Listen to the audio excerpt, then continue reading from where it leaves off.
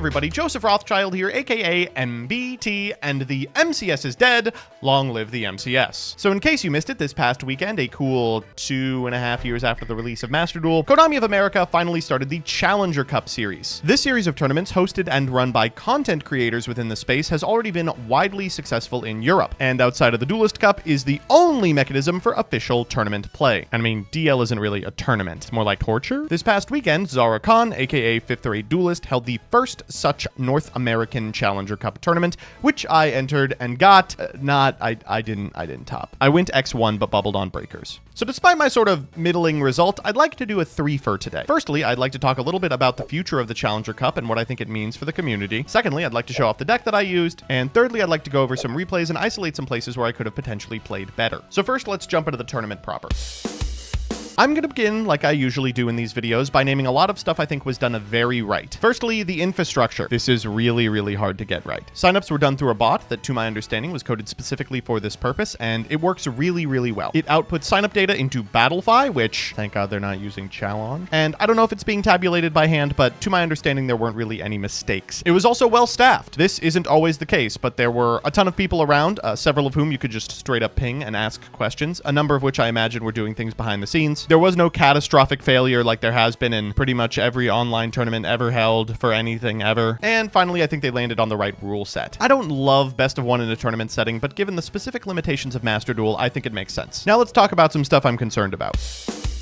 Firstly, the rules fundamentally changed for Top Cut to a best of 3 style situation. If you're unfamiliar with how Master Duel handles best of 3, there's no side decking process. Instead, all the cards in your collection are considered valid for a potential secondary deck you roll up with post game 1, provided you construct or modify the deck in such a way in the 2 minutes you get between the end of the game and the start of the next one. And there is, of course, the weirdness where you have to communicate out of client on Discord about if you want to go first or second, with an opponent who, of course, has to respect your wishes and do it really quickly within the 5 seconds down to choosing first or second. While on the subject of Top Cut, the numbers are completely wrong. The tournament I played in was 128 players deep, and they did 5 rounds of Swiss, followed by a cut to top 8. When we did a cut to top 8 after 7 rounds in the CSM many years ago, we got a ton of messages from a couple of frustrated X1s that were not able to sneak into the bracket. Here, the list of potentially frustrated X1s went down to like 30th place. You gotta have more rounds. 128 players. You can't do a 5-round tournament. Outside of the tournament structure itself, it's a little scary that there's not a lot of them announced. I imagine this is going to change in the coming weeks where they roll out additional Challenger Cups, but at present, there are 3 total. I think this is a consequence of Konami being very selective about the creators they work with. It's really hard to shoot the gap between someone who Konami doesn't consider a brand risk and someone with the capabilities to stream a tournament like this. EU gave creators a little bit of leeway, but Konami of America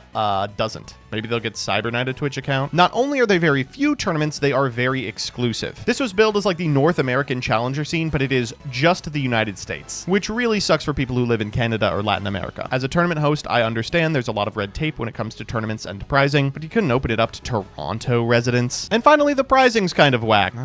Sleeves. Cool. Of course, what you're really playing for in these tournaments is, unsurprisingly, clout, and a lot of people are really happy to do so. Regardless of the idiosyncrasies of the tournament, I think it's a huge step in the right direction, and I look forward to grinding these in the coming weeks. Now let me show you what I ground this one with.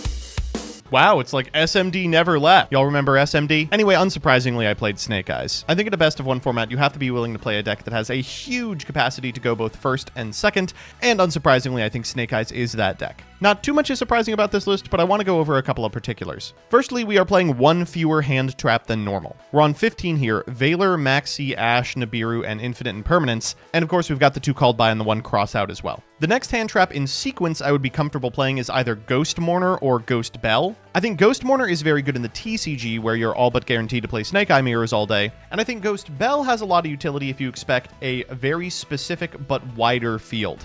Against Snake Eye, they can play around it to the best of their ability, to the point where you're forced to kind of expend it on a Princess activation. And if like the other deck that's being played is theoretically Labyrinth or something, it does trade for a trap. But in practice, I felt that the decks that I expected to be top tier in this tournament didn't really care about it too much. But in practice, I felt that it was a little too targeted for what I expected to see in this tournament. tournament. In its place, we're playing 3 Small World. I was losing a lot of games to either not finding engine or not being able to protect my engine, and this does a good job of both. If you open diaBellstar, you can assemble a really early copy of Borreload Savage Dragon, which insulates your important plays later on down the line. Obviously, if you're missing a Snash, it's super important. And there were some scenarios where I proactively activated it, hoping to bait out an opponent's hand trap, and when they didn't like Maxi, I would just go get an Ash. Like, oh god, now I can theoretically play through anything.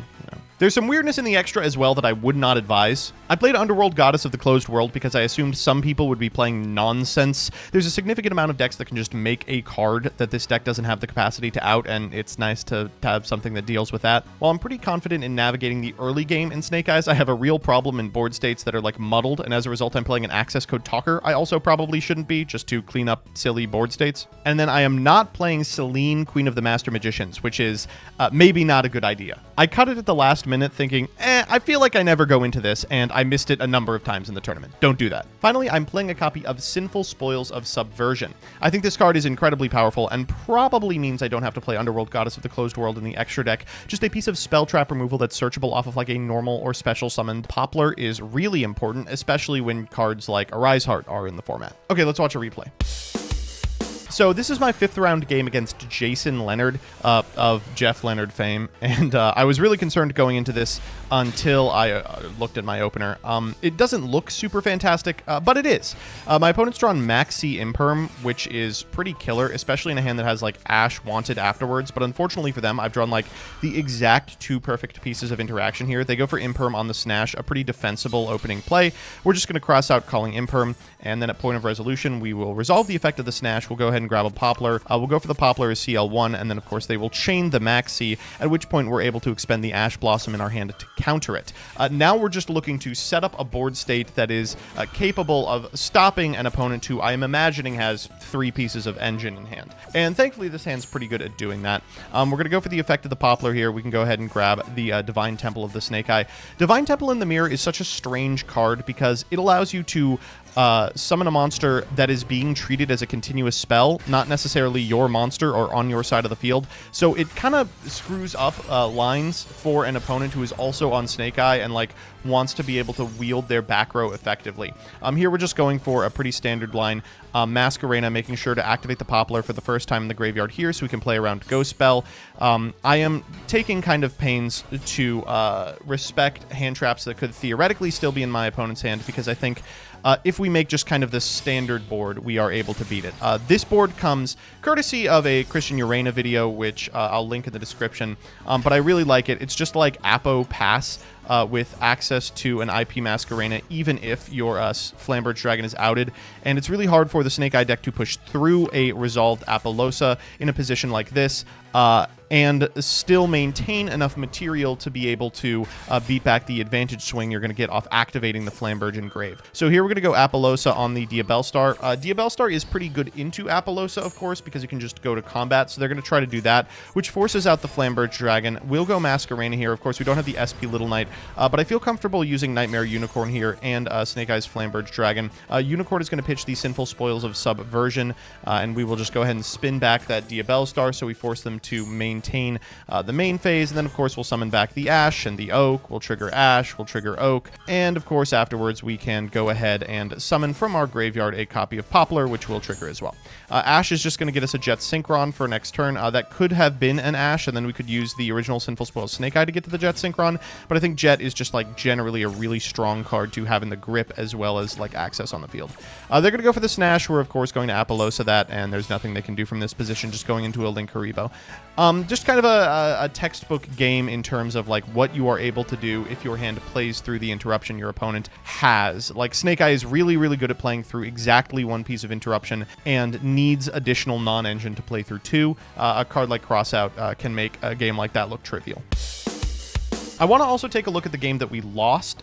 This is, I believe, our 2nd round. It is a really good game to look at because I think it contains some decisions I could have made better. Let's check out the opening here. It's Kashtira versus the Snake Eye deck, and the frustrating part is that you can see we've drawn an Effect Veiler, which kind of has middling utility against the Kashtira deck, but they're going first, and into Kashtira, this deck has a real problem in Master Duel, which is it doesn't deal with a Rise Heart very well. Now, we do have the out to it in the Sinful Spoils of Subversion.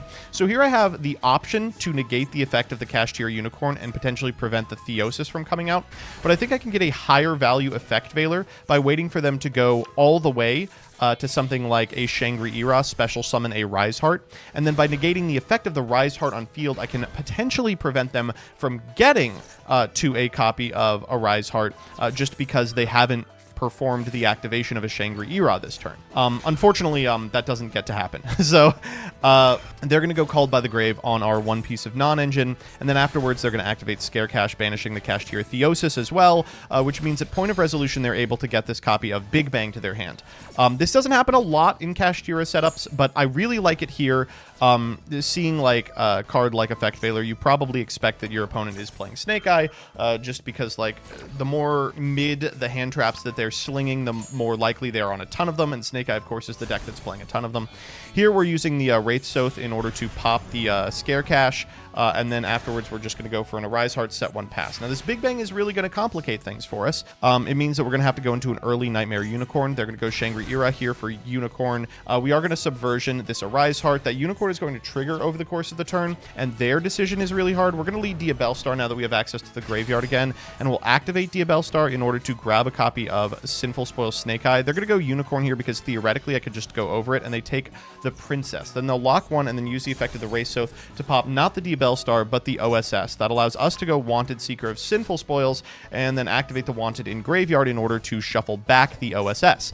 From here, we can just do it. We're going to normal summon a Snake Eye Ash. We will grab a Poplar.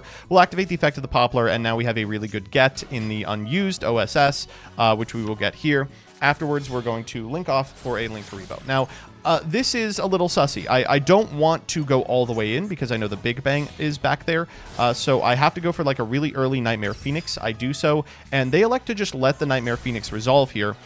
This is where I think I start fumbling, to be honest. We go Ash here into Snake Eye's Flamberge Dragon. You might have expected the Oak, but it was actually banished face down from the Rise Heart here. So not having that piece of interaction means that the Flamberge activation is our most efficient way of getting rid of the Shangri-Ira, which we'll do, blocking it from a Ghost Bell in the process with the Nightmare Unicorn, and just trying to get to a lethal line here, but unfortunately I don't think I really have a safe one. We are going to summon back the Jet Synchron. We are going to go for the OSS. We'll grab a Snake Eye Ash, and then from here we will go ahead and make a 2. We're going to go for Formular Synchron. We'll activate the effect of the Formular Synchron in order to draw a card, and then we'll make an Access Code Talker. We're getting pretty close to time at this point, so I'm just trying to put on a ton of damage. Maybe should have even summoned the Formula in attack. We're going to pop the Pressure Planet Wraith Soth, and I really like both of these back there. It's like kind of a problem for a Kashtira opponent. So I need them to fade 2 draw steps, which is not likely. Nibiru is almost a fade. They go Kashtira Ogre here and followed up with a Change of Heart. I'm like, oh my god, but of course they don't have links in the graveyard. They don't have links in the extra deck either, so they're going to have to get in for 53, activate Ogre in order to get prep, and then tribute them off for the Nibiru, which is sufficient to deal with stuff. And you can see we have Ash Poplar in hand, which is a little frustrating because that's our last remaining Poplar. So we draw for turn, and it's the worst possible draw. We need that still in the deck. They're going to go prep on activation of the Poplar, and I'm not playing Celine, nor am I playing Anima here, which makes this line really rough. We're going to go for Divine Temple here. We're going to go Divine Temple in order to reset this copy of Flamberge, and unfortunately, we have to pass back to our opponent here, hoping when they go into battle phase, we can activate the effect of the Linkuriboh in graveyard and blanket. They summon a monster, which allows us to Divine Temple. That Kashtira Unicorn, I think, is this card semied in Master Duel. It's the last copy available, and it's really frustrating because, like, I really think we could have done it if not for this. It also allows us, on our opponent's turn, to use the effect of the Flamberge to summon back this Arise Heart to our side of the field. I thought this was a cool line. I think maybe it was a huge mistake. We get to trigger the effect of the Arise Heart to attach here, and then afterwards we can activate the effect of the Linkuriboh. This puts the Linkuriboh not in the graveyard, which is a big problem. I attach the Wanted to the Arise Heart to plus a little later, but in keeping the Linkuriboh in the banished zone, I potentially screw myself out of a a really fantastic play to prevent my opponent from dealing damage as we go into time. So they activate the effect of the Unicorn in order to get birth into Rise Heart and Fenrir, which is disastrous. Then afterwards, they go into a copy of Big Eye, and they take our Flamberge, and of course, we all have the other copy in hand, which is a big problem. They'll go Flamberge as well in order to scale that Arise Heart, and then on their turn, they can go ahead and summon it to their side of the field, which is awful against our deck that does not have anything going. We're going to go Divine Temple here to summon out the Poplar. They get to activate the effect of the Birth, and I think they mismanaged this a little bit. They put the OSS back, but they leave the Wanted on with an additional target in the Subversion. So we do get to go Wanted here. We target the Subversion Engrave, which allows us to draw a card, and it's Diabellstar. So I'm thinking the only way we can win this at this position is if they negotiate the board in such a way that it becomes clear we can infip targeting this copy of Arise Heart, then we can send the Flamberge off the Diabellstar activation, which enables us to trigger this copy of Flamberge for enough material to make a powerful Link monster. At this point, we're in time, and it's going to sudden death rules. They do go for an Arise Heart targeting the Hita on activation of the Hita. That Hita will fail to resolve, but because it activated, they are going to go for the Fenrir afterwards and banish the Divine Temple, and I'm thinking, oh my god, it's exactly like I drew it up. I get to go Infinite Impermanence, target the Arise Heart. I get to pitch this Flamberge. I'm going to summon 2 monsters from my graveyard. We're going to go all the way off, and we are going to win this thing. And then unfortunately I realized that I only have 1 level 1 fire monster in the graveyard, which means unfortunately that we're just going to summon the Diabellstar and kind of look at our opponent. We do that, and unfortunately setting a copy of Sinful Spoils of Subversion is not going to be sufficient. We can push that Arise Heart back, which gets us access to the graveyard, but we are going to take damage, and as a result we do lose this duel. So that was my experience. A lot to be hopeful for, both from the perspective of my own play, I can't wait to keep honing my skills and enter more of these events, and from the perspective of Konami finally giving United States residents access to a competitive tournament setting. Hopefully they can iron out the kinks, and hopefully I'll see you in the top cut of the next Challenger Cup.